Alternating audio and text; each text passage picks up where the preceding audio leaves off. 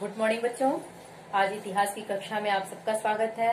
मैं उम्मीद करती हूँ आप स्वस्थ होंगी और अपनी पढ़ाई भी सही रूप से कर रही होंगी। तो हम लोग पढ़ रहे थे भक्ति सूफी परंपराएं। भक्ति सूफी परंपरा के अंतर्गत हम लोग भक्ति मार्ग के विचार कल पढ़े थे, जिसमें जाति संबंधी विचार, स्त्री संबंधी विचार और अन्य संप्रदायों के प्रति विचार हम लोग पढ़ चुके हैं। आज हम लोग पढ़ेंगे भक्ति परंपरा का भारतीय संस्कृति पर प्रभाव। तो भक्ति परंपरा का भारतीय संस्कृति पर क्या प्रभाव पड़ा, इस चीज को हम देखेंगे। देखिए, इससे एक प्रश्न ये भी पूछा जाता है कि भक्ति परंपरा का भारतीय संस्कृति पे सबसे ज्यादा प्रभाव किस पे दिखाई दिया। तो भक्ति परंपरा का भारतीय संस्कृति में सबसे ज्यादा प्रभाव आपका स्थापत्य कला पे दिखाई दिया, जिसमें हिंदुओं के स्थापत्य तथा इस्लामी स्थापत्य दोनों का एक दूसरे के धर्म का काफी प्रभाव देखने को मिला। अर्थात जो हिंदू धर्म के थे वो मुस्लिम धर्म की चीजों को अपनाए और जो मुस्लिम के धर्म के थे वो कुछ चीजें हिंदू धर्म की चीजों को अपनाए। जैसा ये देखने को मिलता है कि जो स्वास्तिक के चिन्ह थे, स्वास्तिक के चिन्ह हो, फूल हो, वो इस्लामी धर्म के परंपरा वालों ने अपनाया जो हिंदू धर्म का प्रतीक था, और दूसरी तरफ जो मेहराब थे, जो मेहराब इस्लामी धर्म का प्रतीक था, उसको हिंदू धर्म वालों ने अपनाया। तो इस तरह से हिंदू और मुस्लिम धर्म का एक दूसरे पे प्रभाव काफी देखने को मिला। इस तरह से ये संस्कृति पे हमें प्रभाव दिखाई दिया। तो सबसे ज्यादा प्रभाव किस पे दिखाई दिया? स्थापत्य कला पे। तो स्थापत्य कला में क्या चीजें देखने को मिली, फिर से ध्यान दीजिए। जो फूल और स्वास्तिक के चिन्ह थे वो हिंदू धर्म से जुड़े हुए थे, जो इस्लामिक परंपरा में भी हमें देखने को मिली। अर्थात जो इस्लामिक चीजें बनाई गई, स्थापत्य चीजें, उस पे हमें देखने को मिला। और मेहराब आदि का प्रभाव हमें हिंदू धर्म में देखने को मिला, जो इस्लामिक धर्म का या इस्लामिक स्थापत्य कला से जुड़ा हुआ था। अब दूसरी चीजें, जो ग्रंथों की रचना थी, उन ग्रंथों की रचना पे भी हमें इस भक्ति परंपरा का प्रभाव देखने को मिला, जिसमें जो बख्तियार काकी का नाम आता है। बख्तियार काकी ये भक्ति परंपरा से ही प्रभावित होकर इन्होंने अपनी काव्य रचना को अंजाम दिया। यानी जो बख्तियार काकी थे, ये भक्ति परंपरा से ही प्रभावित होकर इन्होंने अपना काव्य लिखा, जिसका संकलन गुरु ग्रंथ साहब में देखने को मिलता है। तो बख्तियार काकी के द्वारा लिखित काव्य संकलन, यानी उनके लिखित काव्य का संकलन गुरु ग्रंथ साहब में देखने को मिलता है। किसमें देखने को मिलता है? गुरु ग्रंथ साहब में। और उसी समय विभिन्न काव्य ग्रंथों की रचना हुई, जैसे मलिक मोहम्मद जैशी का नाम आप सुनी होंगी, जिन्होंने श्रेष्ठ पद्मावत जैसे महाकाव्य का रचना किया, जो सूफी कवि कहे जाते थे।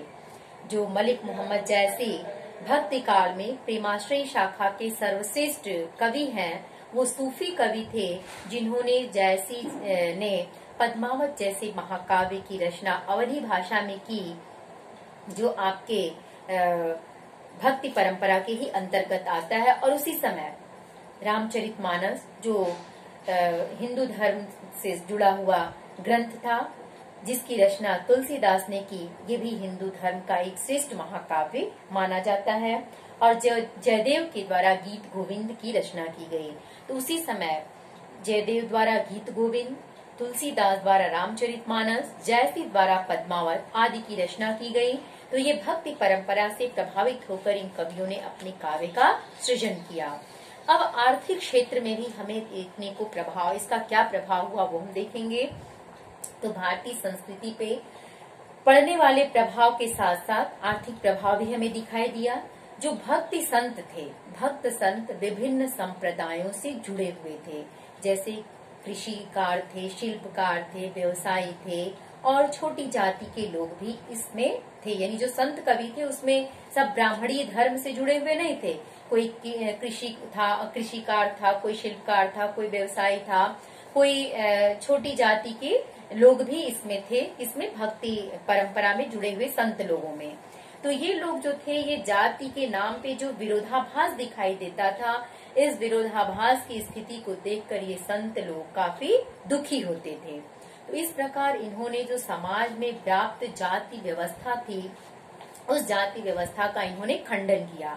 यानी जो इस भक्ति परंपरा से जुड़े हुए संत कवि थे, इन्होंने खंडन क्यों किया? क्योंकि ये हर संप्रदाय के लोग इसमें थे। कोई कृषक था, कोई शिल्पकार था, कोई व्यवसायी था, कोई ब्राह्मण भी था, अब कोई छोटी जाति का भी था। तो जो समाज में जाति के नाम पे विरोधाभास था, उसको देख के इनका मन काफी दुखी हो जाता था और समाज की जाति व्यवस्था को ये पूरी जड़ से समाप्त करना चाहते थे। उसका इन्होंने काफी विरोध किया और इन्हीं के फलस्वरूप या इन्हीं के परिणाम स्वरूप, इनके कर्मों के फलस्वरूप या इनके परिश्रम के फलस्वरूप ही बहुत सारे ऐसे कर्म थे जो सभी लोगों को बांट दिए गए। यानी पहले तो कर्म का निर्धारण लोगों के जाति के आधार पे होता था, लेकिन जब ये संत कवि आए, आगमन इनका हुआ, तो इन्होंने बहुत सारे कर्मों को सबके लिए बांट दिया। यानी हर कर्म हर वर्ग के लोग कर सकते थे। तो जब हर वर्ग के लोगों को हर कार्य करने की छूट दे दी गई, तो इससे समाज में थोड़ा उत्पात बढ़ गया। उत्पाद तो बढ़ा, लेकिन अर्थव्यवस्था सुदृढ़ हो गई, आर्थिक संपन्नता बढ़ गई, आर्थिक विकास शुरू हुआ। क्योंकि जब हर एक कार्य को हर प्राणी को करने की छूट दे दी जाएगी, तो निश्चित रूप से उस कार्य का विकास होगा, उसमें बढ़ोतरी होगी। जब कार्य की बढ़ोतरी होगी तो हमारी अर्थव्यवस्था क्या होगी? सुदृढ़ होगी। लेकिन समाज में थोड़ा उत्पात मच गया था, बढ़ गया था, क्योंकि जो कार्य जिनको नहीं करने चाहिए थी वो कार्य उन लोगों को भी बांट दिया गया। तो थोड़ा उत्पात बढ़ना तो स्वाभाविक था, लेकिन अर्थव्यवस्था उससे सुदृढ़ होती गई, मजबूत हुई। और जो पश्चिमी मध्य एशिया था, मध्य पश्चिमी एशिया से भी काफी संपर्क बढ़ गया। तो मध्य पश्चिमी एशिया से संपर्क बढ़ जाने के कारण जो भारतीय माल थे, भारतीय माल की मांग मध्य पश्चिमी एशिया में भी होने लगी। इससे भारत की आर्थिक स्थिति इनकी मजबूत होने लगी और इसके अतिरिक्त संतों ने आर्थिक विषमता को भी दूर करने का काफी संदेश दिया कि कैसे आर्थिक विषमता को दूर करके लोगों को समान दृष्टिकोण से देखा जाए। अब भारत में सूफी धर्म का उदय कैसे हुआ? तो ये सूफीवाद एक अंग्रेजी शब्द है जिसे इस्लामिक ग्रंथों में तसव्वुफ कहा गया है। इस्लामिक ग्रंथ में इसे तसव्वुफ कहा गया है और सूफीवाद की उत्पत्ति सूफ से हुई है। कुछ लोग कहते हैं कि सूफीवाद की उत्पत्ति सूफ से हुई है, जिसका शाब्दिक अर्थ ऊन होता है। इसका शाब्दिक अर्थ क्या बताया गया? ऊन होता है। तो यह ऊन सूफियों के द्वारा पहना जाने वाला वस्त्र का द्योतक है। यानी जो सूफीवाद की उत्पत्ति किससे हुई? सूफ से हुई, जिसका शाब्दिक अर्थ क्या है? ऊन है। तो ये ऊन क्या है? ये सूफियों द्वारा पहने जाने वाले वस्त्र का द्योतक है। एक अन्य मत के अनुसार सूफीवाद की उत्पत्ति सफा से मानी जाती है। एक दूसरा मत है जिस मत के अनुसार सूफीवाद की उत्पत्ति सफा शब्द से मानी जाती है, जिसका अर्थ है, यानी जो पैगंबर मोहम्मद के मस्जिद के बाहर स्थित चबूतरे का द्योतक है। एक तो यहाँ पे बताया गया कि सूफी धर्म की उत्पत्ति किससे हुई? अंग्रेजी शब्द से, जिसका अर्थ सूफ कहा गया। और दूसरा, सूफीवाद की उत्पत्ति सूफ से मानी गई, जिसका शाब्दिक अर्थ ऊन होता है। तो ये ऊन सूफियों के द्वारा पहने जाने वाले ऊनी वस्त्र का द्योतक है। और दूसरा, सूफी की उत्पत्ति सफा से मानी जाती है, जो पैगंबर मोहम्मद के मस्जिद के बाहर स्थित चबूतरे का द्योतक है। यानी जो सफा शब्द है वो पैगंबर मोहम्मद के मस्जिद के बाहर स्थित चबूतरे का द्योतक माना जाता है। तो 11वीं शताब्दी तक कहा जाता है कि 11वीं शताब्दी तक सूफीवाद का पूर्णतः विकास हो चुका था और जिसका माने सूफी व कुरान से संबंधित अपना इनका साहित्य भी था, क्योंकि जब सूफीवाद का विकास हो गया तो इससे संबंधित इनके साहित्य भी काफी रचित होने लगे और ये संगठित समुदाय के रूप में रहने लगे। जब सूफीवाद की उत्पत्ति हो गई तो इनका अपना साहित्य भी रचा जाने लगा और ये सूफी संत एक संगठित समुदाय के रूप में रहने भी लगे, जिसे अब देखिए ये एक संगठित समुदाय के रूप में एक जगह रहते थे, उसको कहते क्या थे? खानकाह।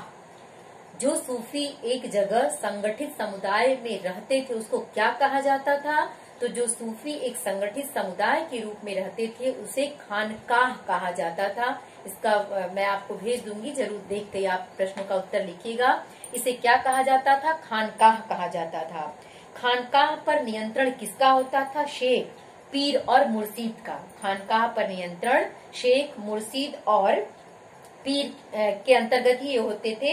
इनका कार्य क्या होता था? मुरीदों की भर्ती करना। मुरीद माने अनुयायी, जो सूफी धर्म के अनुयायी थे, उन सूफी धर्म के अनुयायियों को ये भर्ती करते थे और इसके साथ साथ अपने वारिस का ये चयन भी करते थे। जो खानकाह होते थे, खानकाह का कार्य क्या था? अपने अनुयायियों की भर्ती करना और इसके साथ साथ अपने वारिस का चयन करना। तो आज हम लोग ये भी देखे भारत में सूफी धर्म का उदय कैसे हुआ और इनका कार्य क्या था, कब तक इनका पूर्ण वर्चस्व स्थापित हो गया। तो इनके संगठित समूह को क्या कहा गया? खानकाह। इनका कार्य क्या था? अनुयायियों की भर्ती करना और अपने वारिस का चयन करना। तो अगला पाठ हम लोग, अगला टॉपिक कल देखेंगे। Thank you.